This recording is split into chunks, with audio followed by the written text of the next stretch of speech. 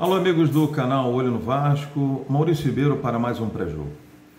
Hoje, o Vasco enfrenta a equipe do Grêmio, jogando na casa do Grêmio. É um jogo absolutamente importantíssimo sobre vários aspectos. Ontem nós tivemos uma rodada em que dois jogos favoreceram o Vasco. O Clássico das Alagoas, CRB e CSA terminou empatado. O Tombense perdeu para o Ituano, mas o jogo principal, em que nós aguardávamos com uma certa ansiedade, para não dizer com deveras importância, que foi o Londrina. Londrina e Chapecoense ontem, o Londrina ganhou da Chapecoense por 2-1. Isso significa que com um jogo a menos, o jogo que vai se completar hoje o Vasco tem 45 pontos e o Londrina definitivamente entrou na cola do Vasco com 44. Por que o jogo de hoje é de absoluta e suma importância? O Vasco vai pegar um time do Grêmio jogando em casa, mais de 50 mil ingressos para a torcida do Grêmio já foram vendidos, e o Vasco tem que saber tirar proveito dessa massa que vai torcer para a equipe do Grêmio, como a torcida do Vasco em casa, em poucas horas, lota os seus ingressos. O Vasco vai jogar contra um time do Grêmio que tem jogadores rápidos de frente, um time que não é um espetáculo, mas é um time que faz uma transição boa. Tem o Biel, tem outros jogadores que trabalham bem essa bola com rapidez. Vai pressionar o Vasco jogando em casa. E o Vasco não pode cometer o erro que vinha cometendo em outros jogos. E eu até acredito que a estreia, porque hoje vai ser um jogo marcado por estreias, tanto do Portaluppi, Renato Portaluppi pelo Grêmio como treinador, como o Jorginho como treinador pelo Vasco. E vai ser um jogo decidido no detalhe, com dois técnicos que conhecem bem de futebol, sabem arrumar bem a sua equipe, e o que a gente espera do Jorginho em particular e do time do Vasco. A gente espera um time do Vasco em que não faça aquelas 6 horrendas partidas que venham fazendo fora de casa, com 6 derrotas.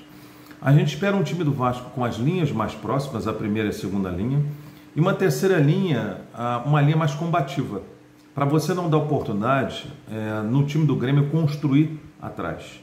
Porque se você permitir que a primeira linha do Grêmio faça a construção, passe para a segunda, você vai estar empurrando o time do Grêmio para cima do Vasco.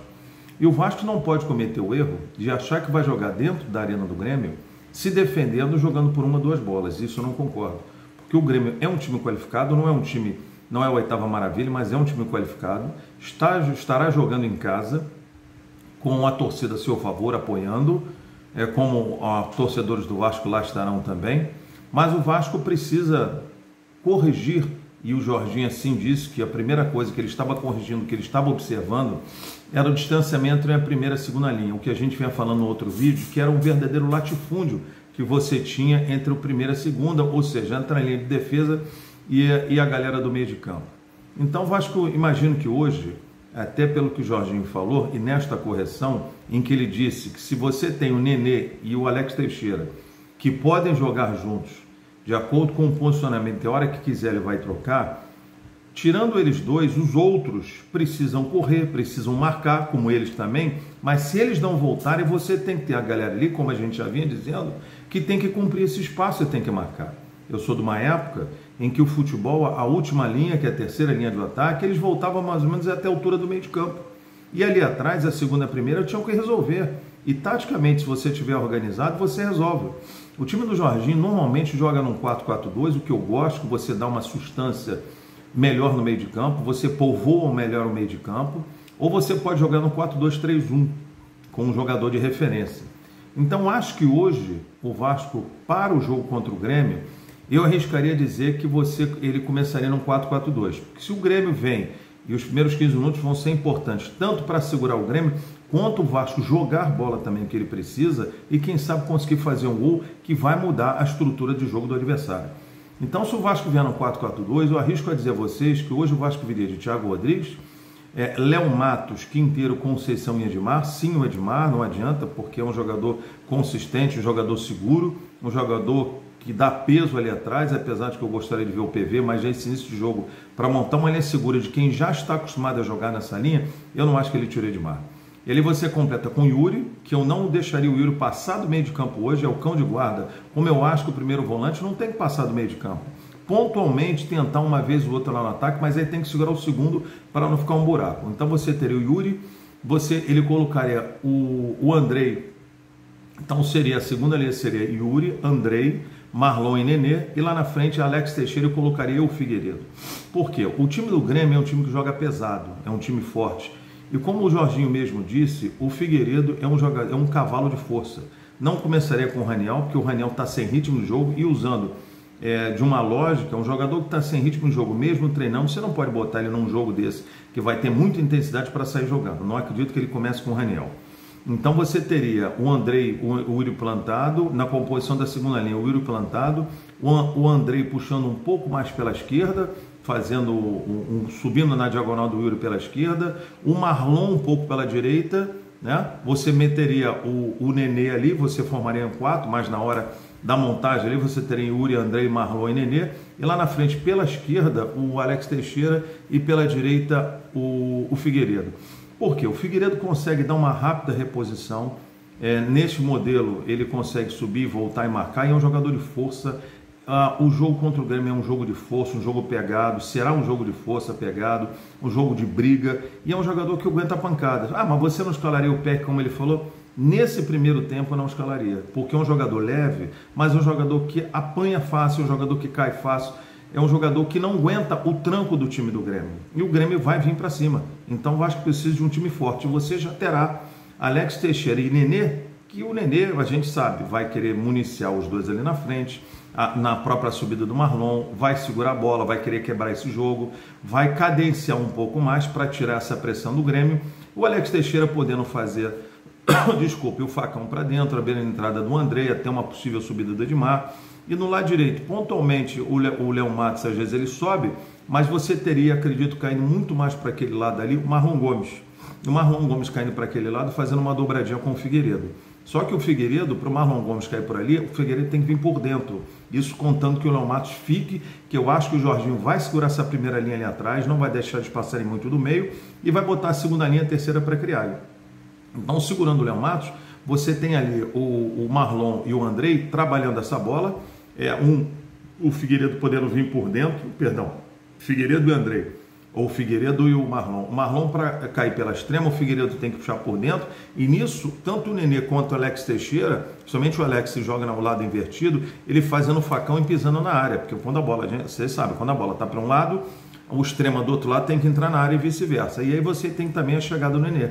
Então acho que seria um jogo para o Vasco mais compacto, um jogo mais seguro, uma forma melhor também de segurar o time do Grêmio e ter muito mais consistência, que isso é o mais importante. O Vasco precisa de consistência durante o jogo.